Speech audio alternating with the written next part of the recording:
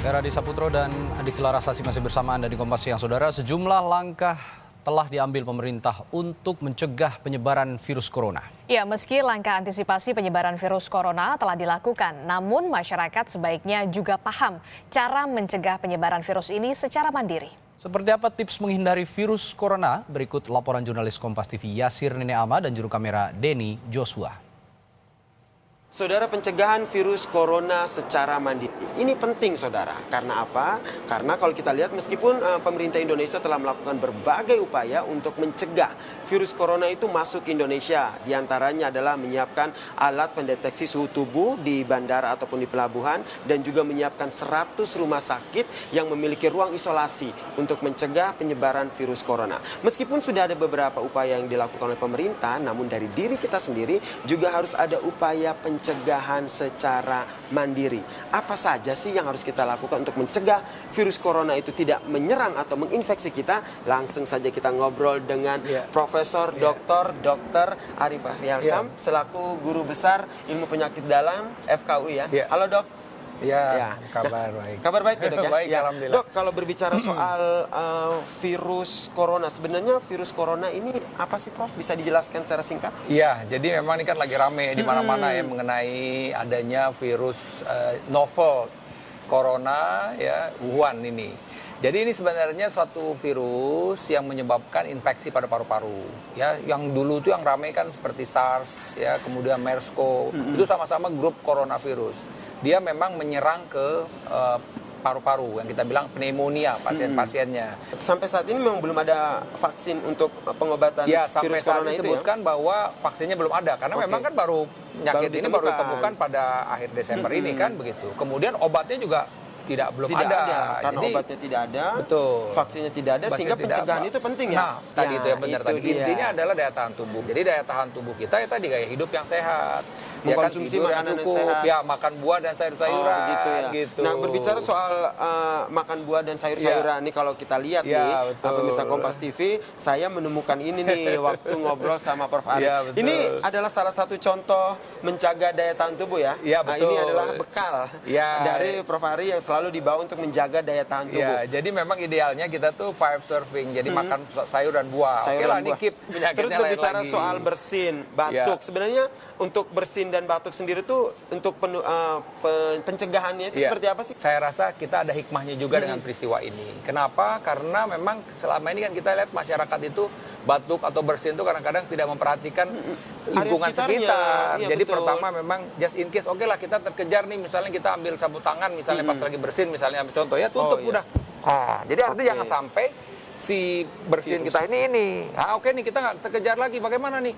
Udah gini. Begini kita begini aja udah, berarti kan kontak dengan begini. Tapi mesti ingat ya, selesai kita kena bersin ini ya kita gunakan cuci tangan. Karena sekali lagi nih, nanti ketika kita bersin begini, kemudian kita pegang handle pintu misalnya, kemudian secara langsung ada lagi yang berdekatan, bisa aja nih virus kita itu menular kepada orang lain. Hanya dalam waktu yang pendek, dalam waktu yang pendek atau singkat gitu. Ini yang harus ditekankan ya. Kemudian ini yang juga ramai adalah penggunaan masker. Nah, ini juga disiapkan nih sama Prof, ada 2 jenis masker.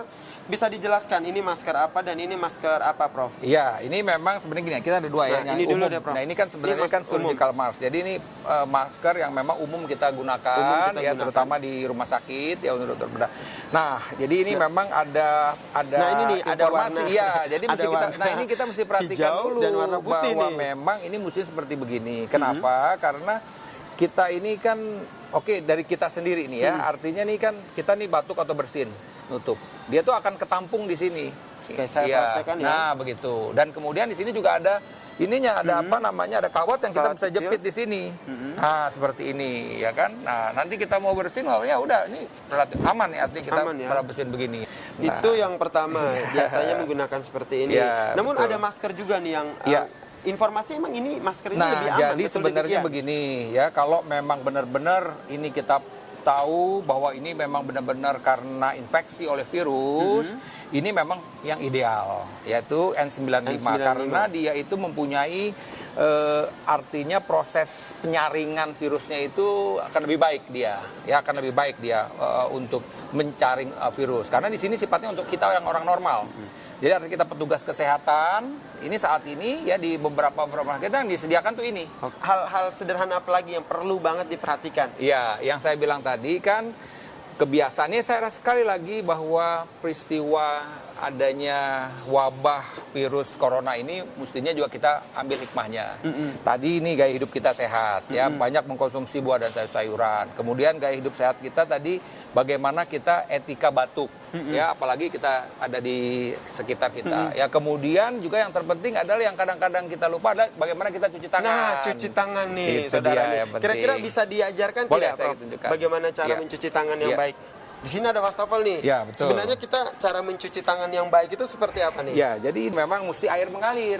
Nggak bisa dikobokan atau nggak begitu-gitu, bisa, nggak tidak bagus boleh. ya? Ingat itu, tidak boleh tidak cuci boleh di pakai di kobokan seperti itu ya. kobokan. Harus Jadi, air yang mengalir. Oke lah kalau sekedar awal misalnya orang habis makan padang cuman buat ngebersihin sedikit, oke. Tapi setelah itu dia harus ke tempat wastafel. Kalau just in case untuk sebentar aja masih boleh. Tapi sekali lagi untuk benar-benar cuci tangan kita harus air yang mengalir. Air yang mengalir Jadi seperti mesti ini. dipastikan airnya mengalir ya. Kemudian? Oke, jadi dalam kita bercuci tangan memang kita sebaiknya ada sabun yang kita Sabun. gunakan, ya kan? Oke. Kemudian prinsipnya adalah bahwa di dalam kita melakukan cuci tangan ini seluruh dari bagian tangan kita ini mesti kena semua, ya. Jadi di dalam sendi-sendi ini ya. Ya, oke, seperti ini. Berarti ya, gerakannya seperti begini, ini, betul terus ya. begini. Oke, nah Ini ini harus diperhatikan ya, nih, seperti saudara. ini. Nah, ini Begini. ini ya, oke. Ambil tadi kita inikan lagi. Jadi sabun kita tadi ya. Nah, selesai. Terakhir nih Prof, Ya. kan banyak sekali nih masyarakat yang sekarang akhirnya khawatir Ya. dengan adanya virus Ya. corona ini. Kemudian mereka juga khawatir kalau Ya. virus corona ini bisa Ya. menginfeksi di Indonesia. Ya. Nah, pesan Prof untuk masyarakat Jadi Indonesia. pertama ya untuk masyarakat, terus terang memang kita tetap harus dalam keadaan tenang, tapi tetap kita waspada. Pertama kita memang mengetahui tadi bahwa masa inkubasi itu 2 minggu. Pemerintah telah berupaya untuk melakukan screening yang ketat ya di pintu-pintu masuk bandara. Tapi kita juga belum tahu kalau memang dia masih masa inkubasi begitu. Yang terpenting adalah tadi yang saya bilang tadi bahwa sebenarnya ketika kita tertular oleh infeksi apapun itu adalah daya tahan tubuh yang penting. Kita tahulah walaupun dalam satu keadaan itu misalnya ada orang kena infeksi di dalam satu padahal terpaparnya sama belum tentu dia kena karena tadi bicara daya tahan tubuh. Daya tahan tubuh itu bagaimana? Ya pertama tadi gaya hidup yang sehat, makan yang teratur, mengkonsumsi buah dan sayur-sayuran, ya, kemudian tadi stop merokok, alkohol, ya, dan kemudian tadi hal yang simpel tadi itu cuci tangan tadi itu dan etika batuk itu yang Oke. penting yang masih diperhatikan Baik. oleh masyarakat sekalian. Kita ambil hikmahnya aja, mudah-mudahan dengan peristiwa ini kita akan selalu memperhatikan kesehatan tubuh kita. Kesehatan dan juga gaya hidup sehat itu Iya, pentingnya. betul. Baik, terima Terima kasih kasih, Prof Ari atas sama-sama. perbincangannya. Semoga apa yang disampaikan oleh Prof Ari itu bisa kita terapkan dalam keseharian kita. Tujuannya adalah untuk menjaga kesehatan kita dan mencegah virus itu menyerang tubuh kita. Yasir Nani Ama, Adeni Yosua, Kompas TV, Jakarta. Terima kasih.